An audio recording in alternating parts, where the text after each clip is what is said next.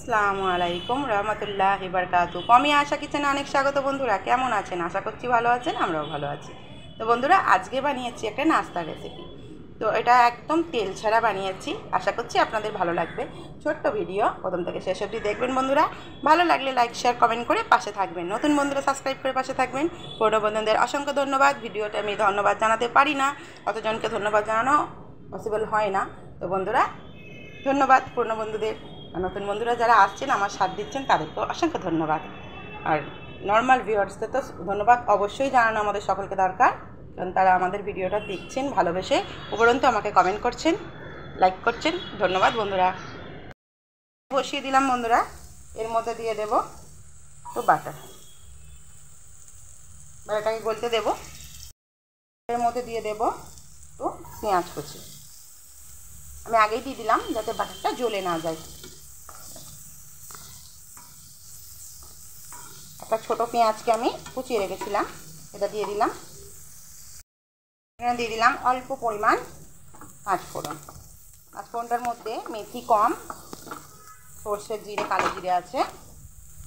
এর মধ্যে দিয়ে দেবো আদা একটু গ্রেট করে রেখেছিলাম, আর দিয়ে দেবো কারি পাতা।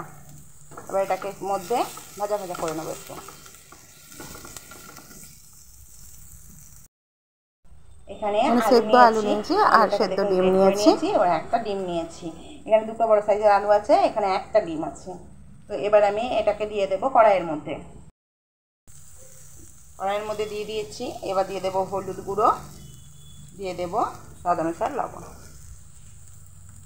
দিয়ে আমি এটাকে ভালোভাবে মিক্স করে নেব। ঝটপট বানানো হয়ে যায়। এটাকে ভালোভাবে পেঁয়াজটার সঙ্গে একটু ভাজা ভাজা করে নেব।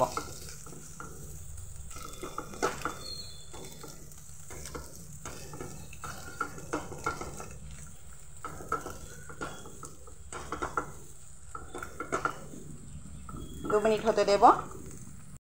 এখানে দিয়ে দিয়েছি ধনে পাতা, আর দিয়ে দেবো একটু ভাজা মশলা,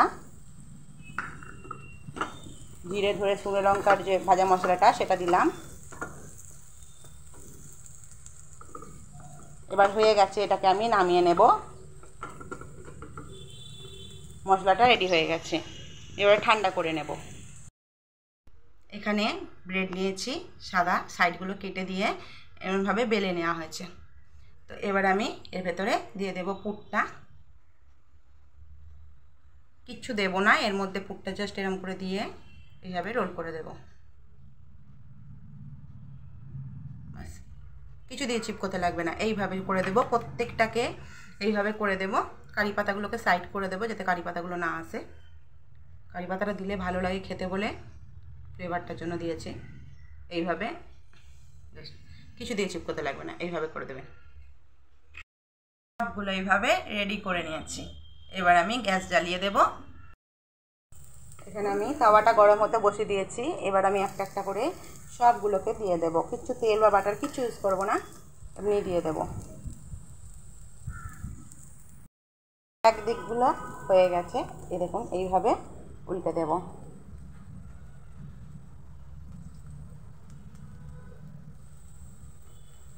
এইগুলো উল্টে পাল্টে একটু সেঁকে নেব। হয়ে গেছে বন্ধুরা, গ্যাসটা করে দিচ্ছি বন্ধ। এইভাবেই করে দেখবেন, আশা করছি আপনাদের ভালো লাগবে। খুব সুন্দর খেতে লাগে। ভালো লাগলে লাইক শেয়ার কমেন্ট করে পাশে থাকবেন। আপনারা চাইলে এটা বাটার দিয়েও শিখতে পারেন, কোনো অসুবিধাই নেই। আমি তেল ছাড়া যেহেতু বলেছি সেহেতু আমি দেখিয়েছি। আর খেতে ভালো লাগে, যথেষ্ট ভালো লাগে। সবসময় বাটার তেলই খেতে হবে তার কোনো মানে নেই। তো এইভাবে করে দেখবেন।